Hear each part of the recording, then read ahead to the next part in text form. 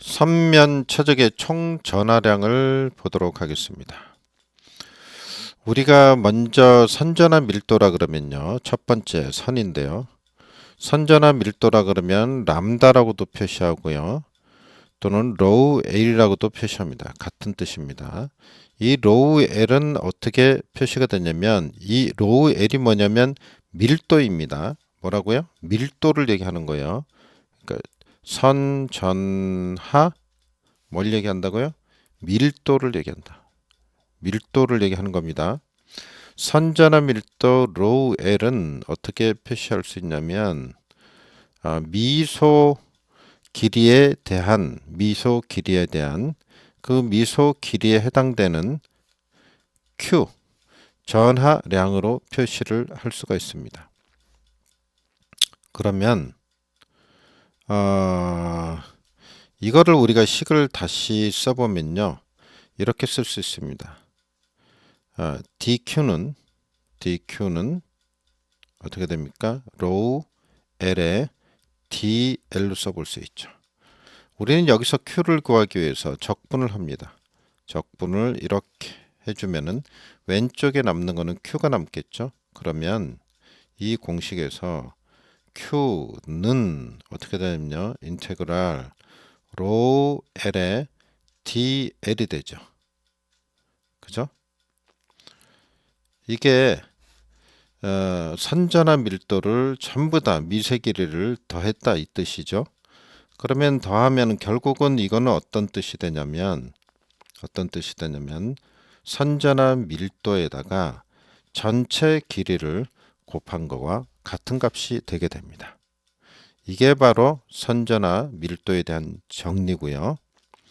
자, Q값까지 정리를 해보겠습니다. 선전화 밀도에서 Q값을 정의하는 총 전하량도 구해봤습니다.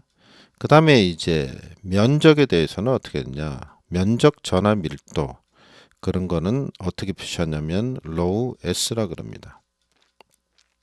그럼 로우 S는 어떻게 볼 수 있냐? 미소 면적에 대한 그 미소 면적의 전하량으로 표시해 볼 수 있습니다. 그러면 여기서 역시 DQ는 어떻게 되냐면 로우 S의 DS가 되겠죠. 양쪽을 적분을 합니다. 왜? Q를 구하기 위해서. 그러면 이 식을 정리를 하면 Q는 인테그랄 S의 그 다음에 로우 S의 DS가 되겠죠. 자, 미소 면적에 해당되는 면전화 밀도 전부 다 더한다 이런 얘기죠.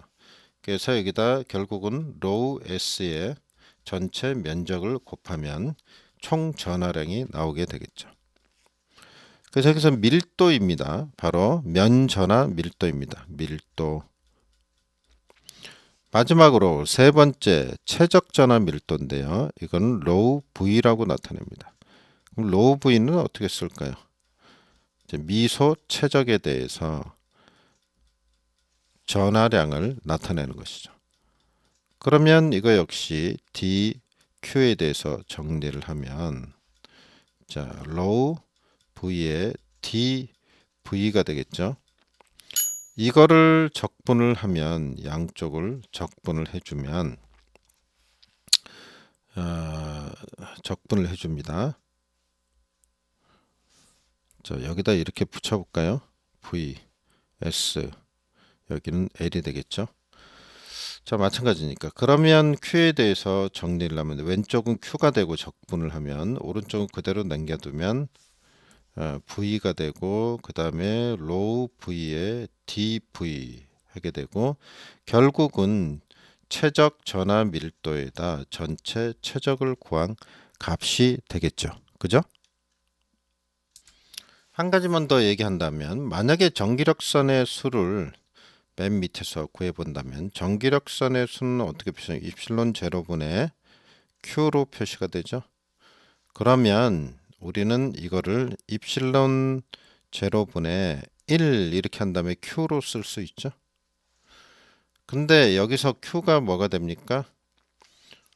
Q가 여기 나와 있는 대로 해석을 하면 입실론 제로분의 1 한 다음에 q 값을 인테그랄 그죠? 최적이라 그러면 로우 v dv로 볼 수가 있죠. 왜 그러냐면 이게 q니까.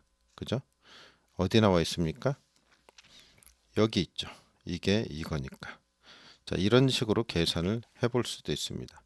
그러면 여기서 q 값이 이거니까 이것도 대입을 해볼 수 있고 이것도 대입을 해서 전기력선의 개수에 대해서 정리를 해볼 수 있겠죠.